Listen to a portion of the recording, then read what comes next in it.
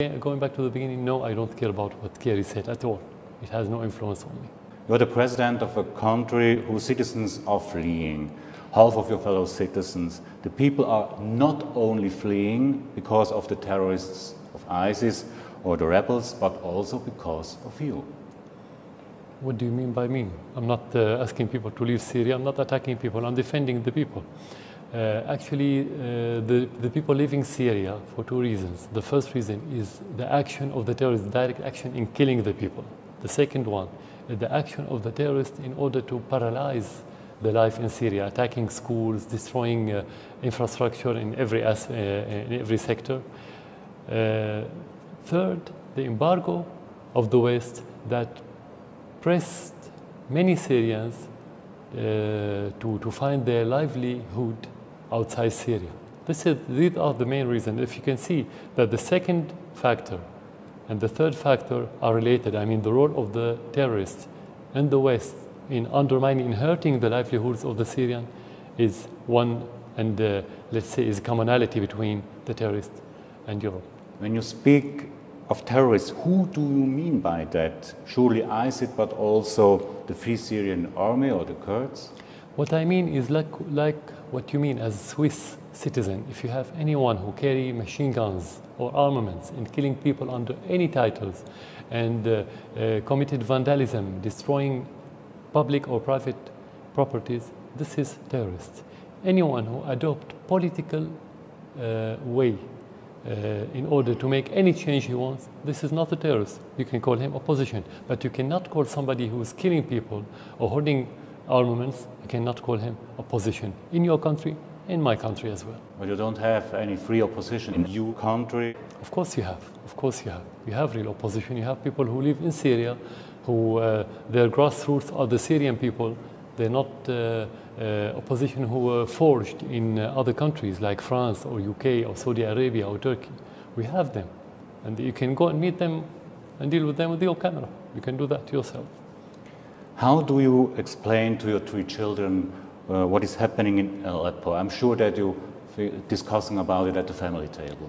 Yeah, of course, if I'm going to explain to them, I'm going to explain about what's happening in Syria, not only in Aleppo, taking into consideration that my children are full grown now. They understand what's going on in Syria. But if you want to explain to them or to any other child what's happening, I'm going to explain about the role of the terrorists, about the role of Qatar, Turkey, Saudi Arabia in supporting those terrorists with money, with logistic supports, and the role of the West in supporting those terrorists either through armament or through helping them with the propaganda and the publicity. I'm going to explain to them in full what's going on.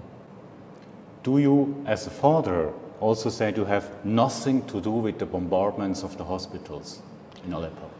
Look, when they say that we are bombarding the hospital, it means that we are killing civilians. That's the meaning of the word. The question, why would the government kill civilians, whether in hospitals or in streets or schools or anywhere? You are talking about killing Syrians. When we kill Syrians as a government or as army, the biggest part of the Syrian society will be against us. You cannot succeed in your war if you are killing civilians. So this story and this narrative is a mendacious narrative, to be frank with you. Of course, unfortunately, every war is bad war, and every war have innocent victims, whether children, women, elderly, any other civilian, any other innocent who's not part of this war, he could pay the price. This is unfortunately. That's why we have to fight terrorism. When we don't say that, it's like saying, according to that question or to that narrative that you may reflect in your question, that the terrorists, Al-Qaeda, Al-Nusra, ISIS, are protecting the civilians, and we, as government, are killing civilians. Who can believe that story? No one. But who else got airplanes or bunker-busting bombs besides your army? It's like you're saying that everyone who's killed in Syria was killed by the airplanes or aircraft, military aircraft. The majority of the people were killed by mortars shelled by the terrorists on them while they are at schools, in their hospitals, in the streets, anywhere else. It's not related to the aerial bombardment. Sometimes you have aerial bombardment against the terrorists, but that doesn't mean that every bomb that fell somewhere was by airplane or by the Syrian army. If you are talking about specific incident, let's say, we have to verify that specific incident. But I'm answering you in general now. But you have the power to change the situation also for the children in Aleppo. Of course, that's why... Will you do that? Exactly, that's our mission according to the Constitution, according to the law, that we have to protect the people, that we have to get rid of those terrorists from Aleppo. This is where we can protect the civilians. How can you protect them while they are under the control of the terrorists? They've been killed by them and they've been controlled fully by the terrorists. Is it our role to sit aside and watch? Is that how we can protect the Syrian people? We need to attack the terrorists. That's self-evident. May I show you a picture? Of course. This young boy has become the symbol of the war. I think you know this picture. Of course I saw it. His name is Omran, 5 years old, Yeah. covered with blood, scared, traumatized. Is there anything you would like to say to Omran and his family? No, there's something I would like to say to you first of all, because I want you to go back after my interview and go to the internet to see the same picture of the same child with his sister. Both were rescued by what they call them in the West white helmets, which is a facelift of al-Nusra in Aleppo. They were rescued twice, each one in different incident, and just as part of the publicity of those white helmets. None of these incidents were true. You can have it manipulated, and it is manipulated. I'm going to send you those two pictures, and they are on the internet. Just to see that this is a forged picture, not a real one. We have real pictures of children being harmed, but this one in specific is a forged one. But it's true that innocent civilians are dying. Exactly. In Aleppo. Of course, not only in Aleppo, in Syria. But now we are talking about in Aleppo because the whole hysteria in the West about Aleppo, for one reason, not because Aleppo is under siege, because Aleppo has been under siege for the last 4 years by the terrorists, and we haven't heard a question by Western journalists about what's happening in Aleppo that time, and we haven't heard a single statement by Western official regarding the children of Aleppo. Now they are talking about Aleppo recently just because the terrorists are in bad shape. This is the only reason, because the Syrian army are making advancement, and the Western country, mainly the United States and its allies like UK and France, feeling that they are losing the last scars of terrorism in Syria, and the main bastion of that terrorism today is Aleppo. Everything is allowed in this war for you. No, of course you have the international law, you have the human rights charter, you have to obey. But in every war in the world, during the history, you cannot make sure 100% that you can control everything in that direction. You always have a flaw. That's why I said every war is a bad war. But there's difference between individual mistakes and the policy of the government. The policy of the government to say that we are attacking civilians, we are attacking hospitals, we are attacking schools, we are doing all these atrocities, that's not possible because you cannot work or go against your interest. You cannot go against your duty toward the people. Otherwise, you are going to lose the war as a government. You cannot withstand such a ferocious war for 5.5 years while you are killing your own people. That's impossible. But you always have mistakes, whether it's about crossfire, it's about individual mistake. Bring me a single war in the recent history that it was clean war. You don't have. Do you have made any mistakes too in this war? As president, I defined the policy of the country. According to our policy, the main pillars of this policy during the crisis is to fight terrorism, which I think is correct, and we're not going to change it, of course. To make dialogue between the Syrians, and I think which is correct. The third one, which is proven to be effective during the last 2 years, is the reconciliations, local reconciliations with the militants who has been holding machine guns against the people and against the government and against the army. And this one has again proven that it's a good step. So these are the pillars of this policy. You cannot talk about mistake in this policy. You can talk about mistakes in the implementation of the policy that could be related to the individuals. You still believe in a diplomatic solution? Definitely, but you don't have something called diplomatic solution or military solution. You have solution, but every conflict, it has many aspects.